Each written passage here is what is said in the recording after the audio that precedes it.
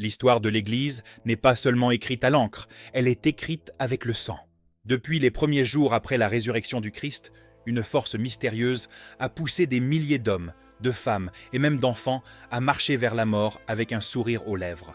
Ils ne sont pas morts pour une idée, mais parce qu'ils avaient à vue une vérité que les flammes ne pouvaient pas brûler.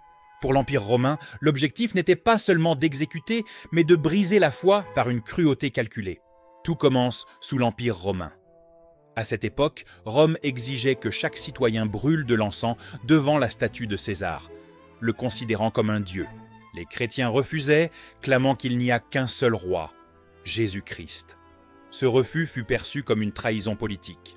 Pour briser cette résistance, Rome a transformé le corps des croyants en un champ de bataille, utilisant un arsenal de torture de plus en plus inventif. Le premier grand persécuteur, Néron, a instauré l'horreur des torches humaines. En l'an 64, il faisait enduire les chrétiens de pois et de résine, les attachait à des poteaux et les allumait vivants pour éclairer ses jardins la nuit. Mais la torture allait plus loin que le simple feu. On utilisait le grill, un lit de fer chauffé par des charbons ardents où la victime cuisait lentement. Saint Laurent y fut supplicié, gardant une paix si troublante qu'il plaisanta avec ses bourreaux. Pour les plus obstinés, on utilisait des casques de métal rougi au feu que l'on posait sur la tête, brûlant instantanément le crâne et le cerveau, ou encore des peignes de fer dentelés qui labouraient les côtes jusqu'à mettre les os et les organes à nu. Le Colisée devint le théâtre de la damnatio ad bestias. Les chrétiens étaient jetés aux lions ou aux léopards affamés. Mais là, un phénomène incroyable se produisait souvent. Les bêtes refusaient de manger les chrétiens.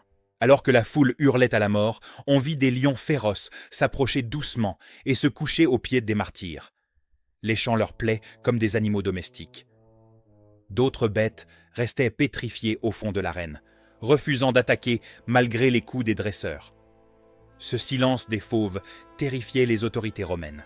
Humiliés par ce miracle, les bourreaux devaient souvent envoyer des soldats pour achever les chrétiens à l'épée, car les animaux reconnaissaient en eux une présence divine qu'ils ne pouvaient attaquer.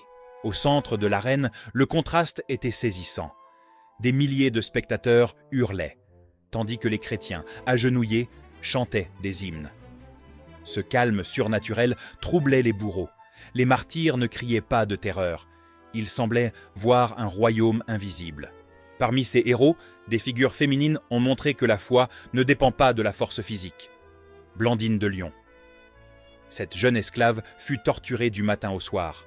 Ses bourreaux, épuisés, ne comprenaient pas comment elle respirait encore.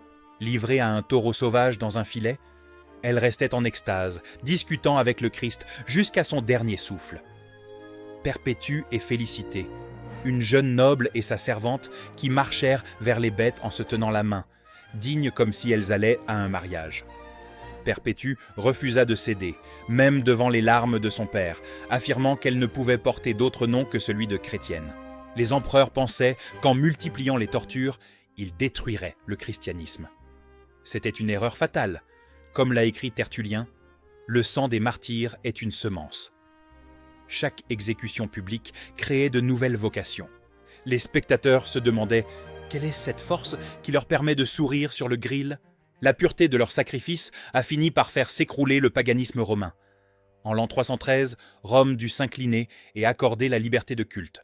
L'histoire des martyrs nous rappelle que la foi n'est pas un confort, mais un engagement qui a été testé par le fer et par le feu. Ces hommes et ces femmes ont tout perdu sur terre pour tout gagner dans l'éternité. En regardant leur sacrifice, une question demeure. Si notre foi passait par le fer et le feu aujourd'hui, resterait-elle aussi inébranlable que la leur ?